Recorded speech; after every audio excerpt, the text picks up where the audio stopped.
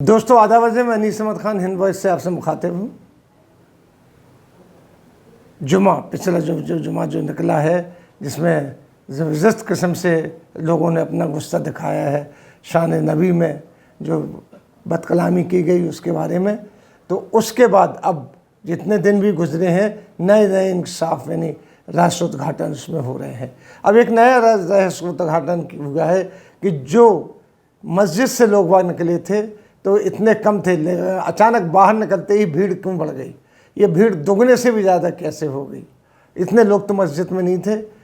उसके बाद कुछ अखबारों ने लिखा कि कुछ और लोग जो टोपी लगाए हुए थे, गोल टोपी और कुर्ता पहने हुए थे, कुछ तहमद पहने हुए थे, कुछ पजामे पहने हुए थे, कुछ पैंट पहने हुए थे, वो भीड़ में शामिल हो गए। उन्होंने भड़काऊ नारे लगाना शुरू किए। भीड़ मेंटेलिटी जो आप देखते हैं वो ऐसी होती है कि एक आदमी अगर कुछ छू कह दे तो सारे छू हो जाते हैं। ये होती भीड़ की मेंटेलिटी। उसका फ़ायदा उठाया और पत्थर फेंकना शुरू कर दिए और भड़काऊ नारे लगाना शुरू कर दिए। उससे सबने जो नौजवान पीढ़ी थी उसने कर दिया।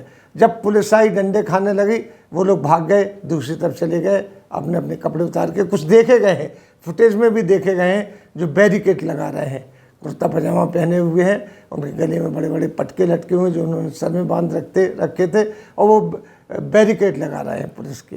तो एक तो ये चीज़ देखी गई है। दूसरी, इससे जो है ना भड़काऊ चीज़ें और बढ़ी हैं। इनको कई अखबारों ने कोट भी किया है, कई चैनल भी इस बात को दे रहे हैं, फुटेज दे रहे हैं इसके, लेकिन अभी तक ऐसे कोई कन्फर्मेशन नहीं हुई कि क्या हुआ है। लेकिन हाँ, इतना बात तो ज़रूर साबित हो रही है कि भीड़ में कुछ अनवांटेड एलिमेंट शामिल किए गए हैं। क्योंकि जो नमाज पढ़ के निकलता है, नमाज तो इतना पाक होता है कि वो नारे ज़रूर लगा रहे थे।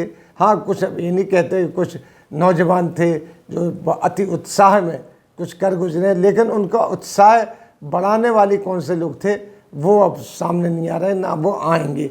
लेकिन हाँ, कुछ अखबारों ने उसकी फ़ोटो भी दिए हैं, वो कपड़े उतार रहे हैं, कपड़े बदल रहे हैं, टोपियाँ रख रहे हैं, इस तरीके से रखिए। वहीं कुछ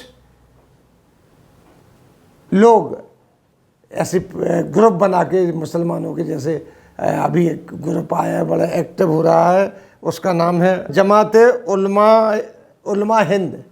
जमाते उलमा हिंद, जमीयत उलमा हिंद एक बहुत बड़ी संस्था है मुसलमानों की, इस्लाम के बारे में काम करती है, इंटरनेशनल है। ये लोग वो लोग हैं जमात उलमा हिंद वाले, जिन्होंने आज़ादी के मौके पर, जब देश आज़ाद हुआ और ये हुआ कि मुसलमान पाकिस्तान चले जाएं, इन्होंने भरपूर कोशिश की थी मुसलमान पाकिस्तान न जाएं। लाल रुमाल तहरीर, कई तहरीर इन्होंने चलाई थी, इनके लोग कई शहीद हुए। इनके ही लोगों ने सरकार बनाई थी अफ़गानिस्तान में जाके अंग्रेज़ों के ज़माने में। उबैदुल्ला सिंधी, बरकतुल्ला भोपाली, राजा महेंद्र प्रताप सिंह शामिल थे। एक सरकार बनाई थी जिसने जाके लेनिन से भी मुलाकात की थी मान्यता देने के लिए भारत के लिए। लेकिन अब वो ठीक है, अब वो लोगों ने प्रतिज्ञा की थी कि आज़ाद भारत में ही अब वो वापस लौटेंगे, और वो नहीं लौटे, वहीं बाहर मार खप गए। कोई पेरिस में था, कोई कहीं था, इस तरीके से ऐसी संस्था। लेकिन अब उसके नाम पे जो दूसरी बनी है आपका देखिए, जमाते उलमा हिंद। जमाते उलमा हिंद, इसके लोग निकल के आ रहे हैं। वो ये कह रहे हैं कि जमाते उलमा हिंद के मौलाना मदनी ओवैसी ने मिलके भड़काऊ नारे लगवाए और इनके आदमी ही ये कर रहे थे, जबकि इन लोगों ने कुछ नहीं था। ओवैसी का तो यहाँ पे आना ही नहीं हुआ, उसके आदमी, उसकी पार्टी क्या है ये देखने वाली बात है। पार्टी है ही नहीं, उसने इलेक्शन ज़रूर लड़ा और मतलब इतने पीछे गई है कि कई लोगों की, सारे लोगों की ज़मानत से जब्त हो गई उनकी पार्टी की।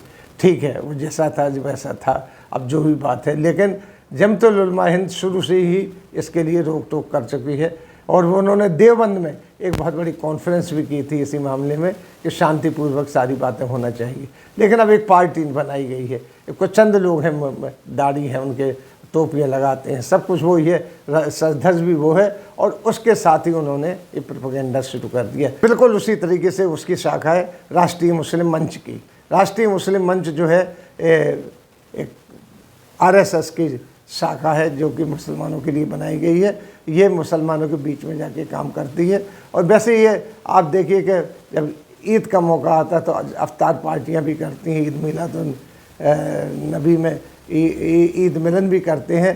इनके जो लोग हैं बड़े घुल मिल के और अपना प्रचार करते हैं। इनका कहना है कि बकरा ईद में बकरा ना काटिए और एक केक का बकरा बना के उसको ज़िबा कर लीजिए या मुर्गी काट लीजिए। बड़ी अजीब अजीब बात करते हैं, उसका प्रचार भी करते हैं लोग।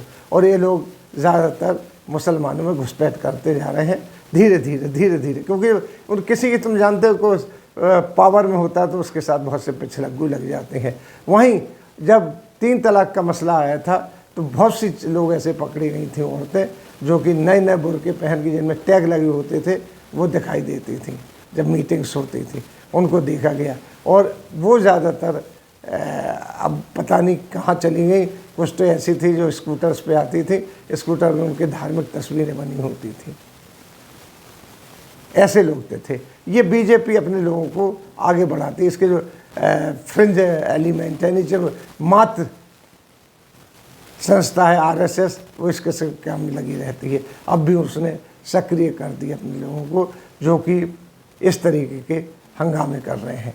अब जो उन्होंने कहा है, जो ये जमात आई है, जमतुल उलमा हिंद के नाम से नाम बदल के आई है, जो जमात उलमा हिंद। अब देखिए कितना फ़र्क है, जमात उलमा हिंद, जमीयत उलमा हिंद। आम आदमी ये समझेगा कि यही वो लोग हैं, लेकिन ये जब पकड़ में आता है, जब उसको जानने वाले देखते हैं, कहते तो जमात के लोग ही नहीं है, जमीयत के लोग ही नहीं, वो जमीयत कहलाती है, जमात भी नहीं कहलाती, जमीयत कहलाती, जमीयत के लोग भी नहीं है। तो इस तरीके से नंबर 2 के आदमी मिलाए जा रहे हैं इसमें एजिटेशन में, जिससे इसमें कुछ बिगाड़ पैदा हो जाए। वहीं आप देखिए कि इस साधु संत भी खड़े हो गए। बहुत से लोग तो ये हो गए कि वो ये कह रहे हैं कि इनको सज़ा होना चाहिए, और जो जिन्होंने पैगम्बर रसूल की बेहुरमत की है, उनकी शान में गुस्ताखी की है, वो एक रूटीन बात कहते हैं उनको। और ऐसे लोग अब चैनलों पे बैठ रहे हैं। गोदी मीडिया है, गोदी मीडिया इस बात को बड़ा प्रसारित करता है। वो तो बिल्कुल इस तरीके से होता है, छू के कुत्ते हैं कि उनको ऊपर से हुक्म आता है छू तो वो एक तरफ पड़ जाते हैं। आजकल वो उन लोगों को बचाने में लगे हैं जो पैगम्बर रसूल उनकी जो बेहुरमत की है हमारे पैगम्बर की, उसकी जो बचाव में उतर रहे हैं लोग, उनकी वो गड्ढे खोद रहे हैं, जाने क्या क्या निकाल रहे हैं।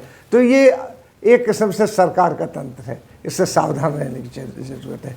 मैं ये नहीं कहता हूँ, सावधान रहने की ज़रूरत है, क्योंकि सरकार की भी अपनी एक पॉलिसी। सरकार देखिए उन 2 लोगों को अभी तक कुछ नहीं कह रही है जिन्होंने ये बात कही थी, और जो उनके साथ खड़े हुए वो उससे भी बढ़ चढ़ के बातें कह रहे हैं, उनकी कोई बात नहीं हो रही है। ये तो भला वो इस्लामिक कंट्रीज़ के पहली बार किसी मसले पे बोली हैं, जिसके बाद इनको ये लेना पड़ा, वरना तो ये ले भी नहीं रहे थे, कोई संज्ञान भी नहीं ले रहे थे, चुपचाप पड़े हुए थे। इनकी तो पॉलिसी है कि जितना दंगा होगा उतना इनका वोट बैंक बढ़ेगा। ये जानते हैं कि अगर 14% लोग हैं इनके दंगा करने से, इनके सॉलिड वोट जो हैं, जो बाकी के जो मेजॉरिटी के वोट हैं, वो इनके पक्के होते हैं। तो इसको ज़्यादा से ज़्यादा बढ़ावा दे रहे हैं। और ये बढ़ावा इनका कब के लिए है? आज आगे जो प्राइम मिनिस्टर का चुनाव आ रहा है उसके लिए है, मोदी जी का चुनाव आ रहा है उसके लिए है, और कुछ नहीं है। ये है इनका, और ये इनकी चाल है जो अभी हाल में चली जा रही हैं और भी चली जाएंगी। इसी के साथ मैं आपसे लेता हूँ विदा।